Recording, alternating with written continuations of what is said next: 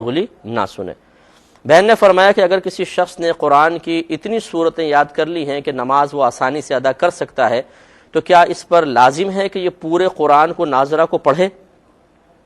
دیکھیے، یہ ہم نے بارہا اپنے پروگرامز میں عرض کیا ہے کہ کہیں پر بھی شریعت نے یہ نہیں کہا کہ آپ الف لام سے لے کر والناس تک اپنے بچوں کو پورا قرآن صرف عربی عبارت پڑھائیں، کہیں اس کا مطالبہ نہیں ہے۔ یہ ہمارے ہاں ایک رسم ہے ضرور کہ ہم بچوں کو ناظرہ پڑھاتے ہیں، پھر اگر حفظ کروانا چاہیں تو حفظ کروا دیتے ہیں، اور اس کے بعد ہم کہتے ہیں چلیں جی قرآن کا حق ادا ہو گیا۔ قرآن کی عربی عبارت ختم کروانے کا شریعت کی طرف سے مطالبہ نہیں ہے، بلکہ قرآن کو سمجھنے کا مطالبہ ہے۔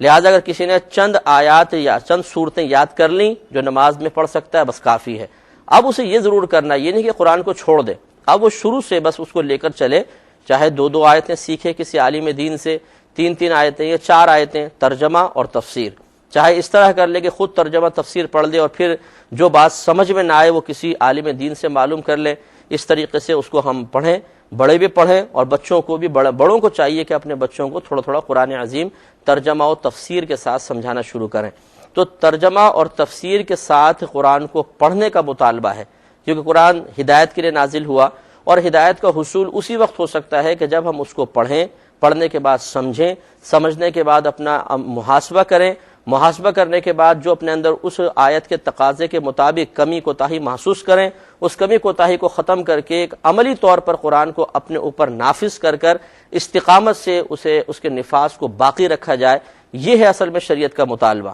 اور صحابہ کرام نے یہی کیا۔ وہ بیٹھ کے صرف قرآن پاک کی عربی عبارت نہیں پڑھتے تھے، بلکہ عربی عبارت کے ساتھ ساتھ وہ تو عربی اللسان تھے، مفہوم سمجھتے تھے، اس کی روشنی میں اپنا محاسبہ اور اپنے عمل کی بہتری اور فکر آخرت اور اللہ تبارک و تعالیٰ کی بارگاہ میں بلندی درجات کا سامان جو آج مسلمان نے کرنا چھوڑ دیا ہے۔ اس لیے رسمی کارروائیوں سے ہٹ کر تھوڑا حقیقی کارروائیوں اور شریعت کی طرف سے جن کارروائیوں کا مطالبہ کیا گیا ہے ان درست کارروائیوں کو اختیار کیا جائے، تاکہ قرآن کی کمحقہ برکات سے ہم بھی فیضیاب ہوں، ہمارے بچے فیضیاب ہوں، اور میدان معاشر میں ہماری گرفت نہ ہو۔ لہذا خلاصہ کلام یہ ہے کہ ہم سے میدان معاشر میں ہرگز یہ نہیں پوچھا جائے گا کہ کیا آپ نے الف لام سے لے کر والناس تک کسی قاری صاحب حافظ صاحب کی صحبت میں رہ کے پورا قرآن پڑھ لیا تھا، یہ نہیں پوچھا جائے گا، بلکہ سوال یہ ہوگا کہ جب تمہارے اوپر قرآن نازل، تمہارے لیے قرآن کو نازل کیا گیا، اس کی آیات پر تم نے کتنا عمل کیا، اس کے احکامات پر کتنا عمل کیا، جن مقاصد کے لیے قرآن عظیم کو آیات کو نازل کیا گیا، کیا ان مقاصد کے حصول کے لیے آپ نے کوئی عملی کوشش کی تھی یا نہیں کی تھی؟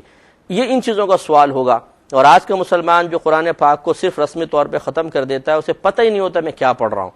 ہم امام صاحب کے پیچھے، ہم سے مراد جو عام عوام ہے ہماری، امام صاحب عربک میں دعائیں مانگ رہے ہوتے ہیں، ہم آمین آمین کہہ رہے ہوتے ہیں، اور کچھ پتہ نہیں کہ امام صاحب کیا کہہ رہے ہیں، بس آمین آمین۔ حتیٰ کہ لفظ آمین کا مطلب اگر ہم سے پوچھا جائے کہ آمین کا مفہوم کیا ہے تو ہمیں یہ بھی نہیں پتا ہوتا کہ آمین کا معنی کیا ہے۔ تو یہ کیا قرآن اللہ تعالیٰ نے تقریباً 6666 آیات اس لیے نازل کی تھیں کہ خالی بس اوپر ظاہری عبارت پڑھو، چاہے سمجھ میں آئے نہ آئے، یہی نہ پتا ہو ایک مسلمان کو پوری زندگی کہ میرا رب قرآن میں مجھ سے کیا فرما رہا ہے؟ یہ انتہائی المیہ ہے، قابل افسوس بات ہے، اور انتہائی قابل توجہ بات ہے۔ اس لیے قرآن کے ختم کرنے پہ توجہ نہ کی جائے، قرآن سمجھنے پر توجہ کی جائے۔